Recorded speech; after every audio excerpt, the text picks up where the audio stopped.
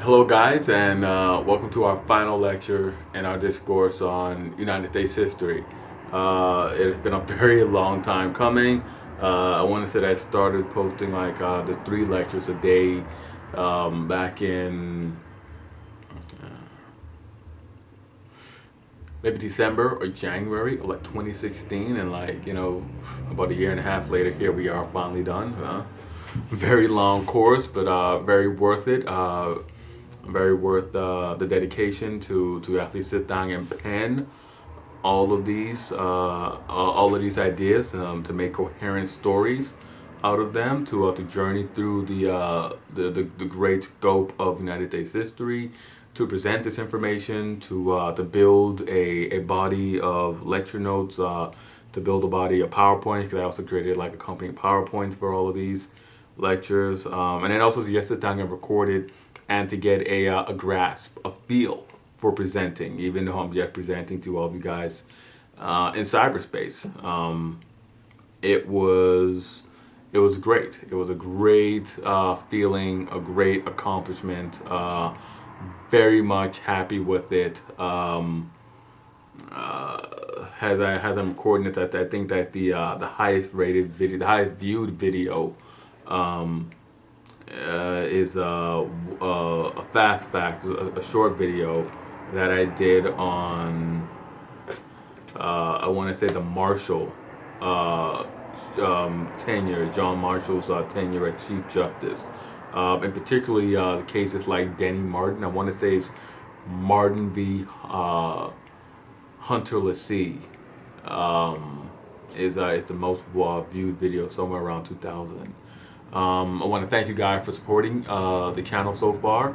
I don't want to take up too much time. I'll probably go back and just make a thank you video at the end of the course and sort of give a heads up to what I'm planning on doing next.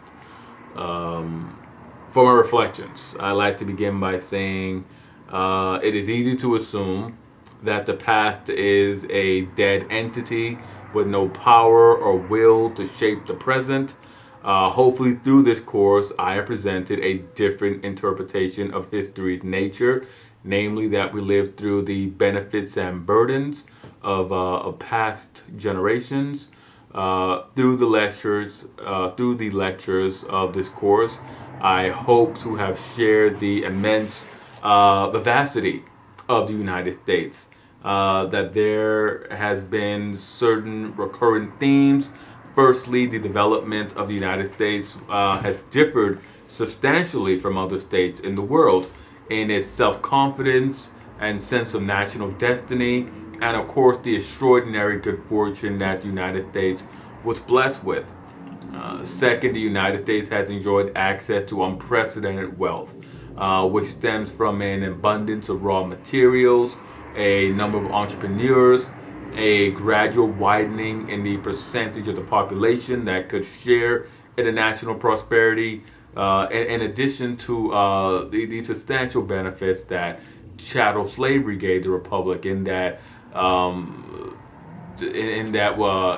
in harnessing slavery, slave power, they were able to maximize profits while eliminating having to share out dividends or payments to laborers. They were particularly poorly fed, poorly housed, and poorly clothed. And in cutting those expenses, they were able to harness more wealth for themselves and more wealth for the republic.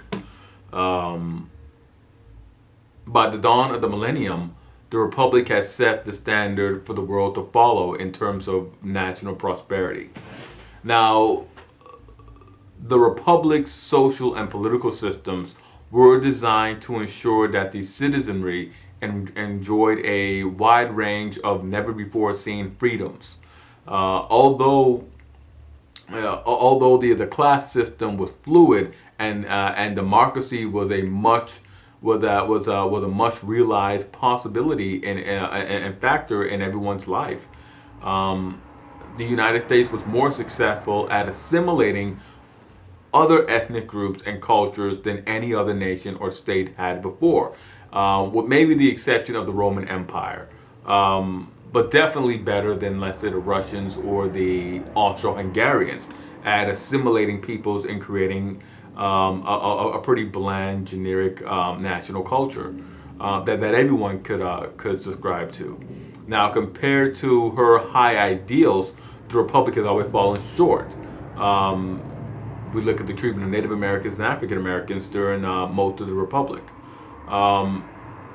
But in comparison with other contemporary nations, the Republic has maintained a respectable record for her successes and her failures. Now, when analyzing or studying the United States, the idea of American exceptionalism is bound to appear. Historians use the phrase to explain the unique position of the Republic among the nations of the world. The term also stems from the idea that the United States was divinely ordained, and that the American people are the chosen people, are the new chosen people. Now, the idea of a chosen people is as old as nation states, with literally every group that has ever held power or aspired to hold power making such a claim, from ancient Egyptians, the Chinese, and the Romans, citing divine providence for their success. Now, the concept of divine providence in the American tradition, as far as divine providence influencing American exceptionalism, that comes from the Hebrew belief that Abraham and his descendants were chosen to be a great nation by their God. That idea of being chosen people was later picked up upon by the early Christians, who claimed to be the exceptional people, and they really sort of displaced the Jews by virtue of the Jews refusing to accept Jesus as their Messiah. The early Christian argument was that the Jews have relinquished that designation because of that refusal. It's a very interesting sort of development on the chosen identity, using sort of the ideological background or intellectual argument used for the mandate of heaven concept, in which you may have the mandate of heaven, but you may lose the mandate of heaven, and the mandate could be given to another group. So a very interesting play on that dynamic of the chosen people, seen through the lens of this sort of interpretation of mandate of heaven principles.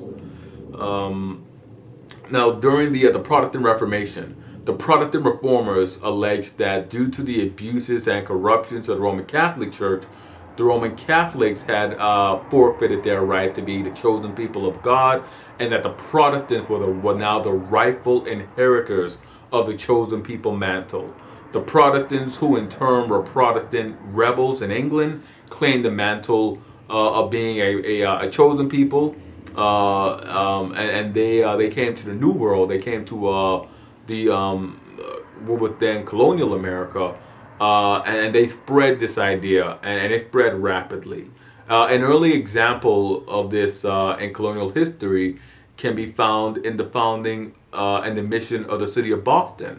Boston was founded to serve as a beacon on a hill that would shine the light back onto decadent old England. That's one of the oldest sayings about American civilization, about the dreams and ideals of the early colonists, the early immigrants from Europe. This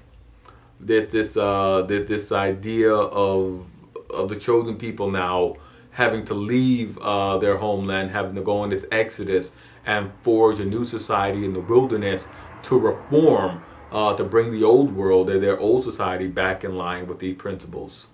Now the chosen, this chosen people idea also manifested itself in the early republic. The national flag of the United States itself has stars, and these stars are on a field of blue to mark the formation of a new nation amongst the heavens. A very telling meaning for what the founders thought of themselves and their new country. And of course, this is the stars and stripes. The stars represent each state. The stars together represent the republic. The republic is now being cast up into the heavens. And again, this is just a very universalistic echoing of Boston being a city on a hill. Boston is shining. Boston is this beacon on a hill, shining back to decadent Europe. The United States is a beacon in the heavens, shining upon the decadent world. So again, very telling. A very nice insight into the thinking of the founders and their sort of high-mindedness. Now, the United States is not alone in having this idea of being a chosen people. The Spanish were a chosen people in their eyes throughout the duration of the reign of the Habsburg kings between 1515 and 1700, and they could be forgiven for believing that they were the chosen people, especially during the 1500s when Spain was incredibly wealthy, having gained access to the fortunes of the Incan and Aztec empires. The French under Louis XIV between 1643 and 1715, and again under Bonaparte between 1799 and 1815, they were thought to have been the greatest military, scientific, cultural, and intellectual empire of all time.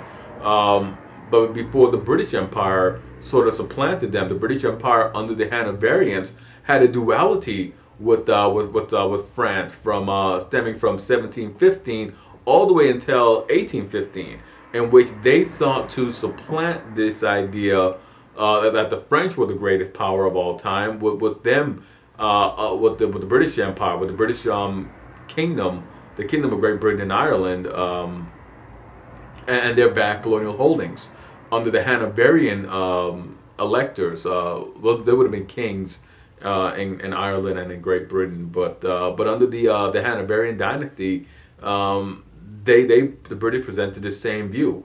Gradually, all of the powers would relinquish that mantle and abandon the sense of being singled out for any special providence or purpose.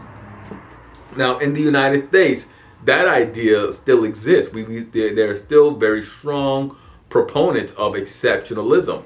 The tragic side of the idea of exceptionalism can be seen in the early republic treatment of the various indigenous peoples when they began to die off from disease. Now, instead of garnering sympathy, the phenomenon was lauded as proof of God's desire to see the new settlers and the new immigrants thrive in their new homeland. Likewise, the enslavement of Africans was heralded as a sign of God's mercy and favor. And again, this is them looking back into their religious textures, and they found favor in this new platform by saying that the sons of Ham should toil for the chosen and favored. We now know that both were wrong and tragic events in the history of the Republic. This idea of being special also had a major impact on the 19th century's social and political philosophy of manifest destiny, which guided the Republic and the Republic's expansion across North America. Now, the pioneers, trappers, and explorers who were guided by their self-confidence, who spearheaded the settlement of the Western Republic, they offer a very marked contrast to the settlement and development of the East, which was done at a painstakingly slow process. By the time of the American Revolution, the European population of the Republic was only some 100 miles from the shores of the Atlantic. From 1777 to 1776, the entirety of the North American continent had been traversed. And to give that some sort of background, between 1607 and 1776, so roughly 169 years, advancements for the British North American colonies. It was only 100 miles inland from the shore, not very far at all. And in the 100 years since then, they had gone from 100 miles inland to the shores of the Pacific coast. So a great achievement in bringing all of these areas into becoming organized territories, and most of the area was already states. We had a few stragglers. 1876 is the year that I want to say Colorado became a state. Just a pocket full of states, of territories west of the Mississippi. But these men who came forward, they were swaggering in their confidence about the United States regarding expansion, a confidence that marveled in the belief that any entity that stood in the way of American progress will go away. The Native Americans, the Spaniards, the British, the French, none of them, it was argued, could stand in the way of the United States' progress. The United States was also very fortunate in that they were unmatched in energy, power, or expansionist will by their rivals. Great Britain during the Revolution, during the War of 1812, was distracted by larger global affairs and could not concentrate on the nascent United States. The Spaniards likewise had larger concerns regarding European affairs, regarding their South American colonies and Central American colonies. They could not focus solely on the United States.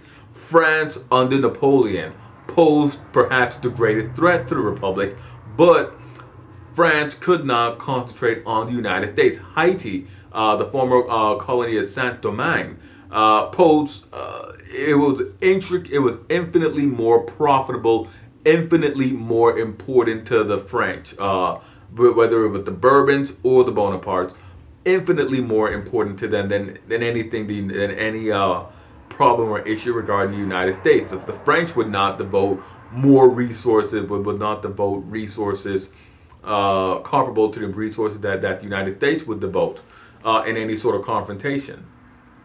And when Haiti was lost, the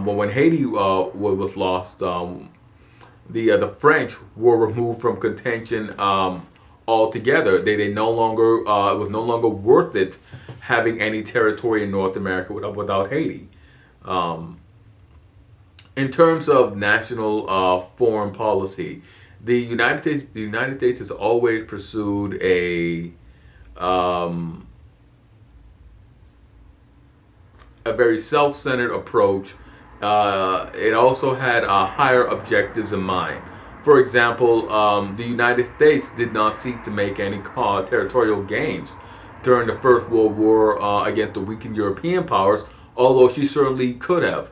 She did establish pro-American democratic republics in the recently liberated nations.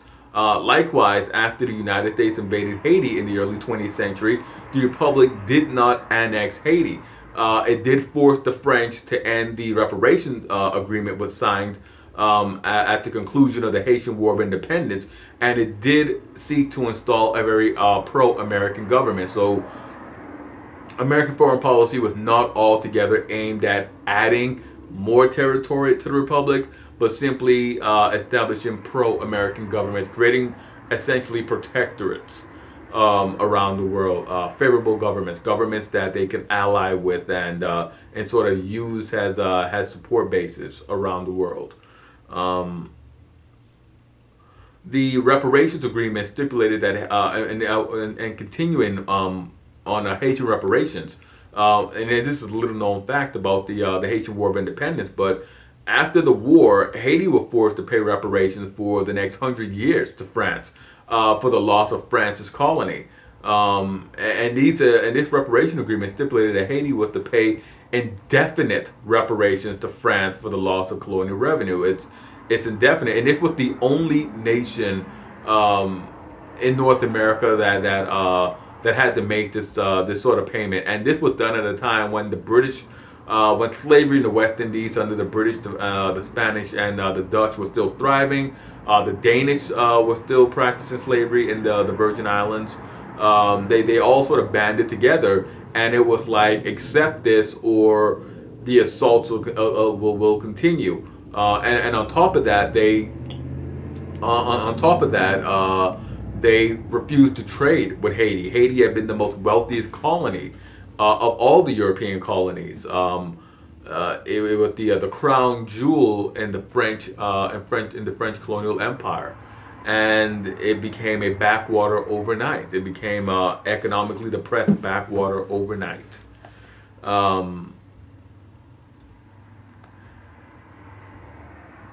We'll break here and we'll come back with part 2 of our reflection. As always, I'm Ted. Hit like, subscribe, and comment, and I will see you guys next time for another lecture.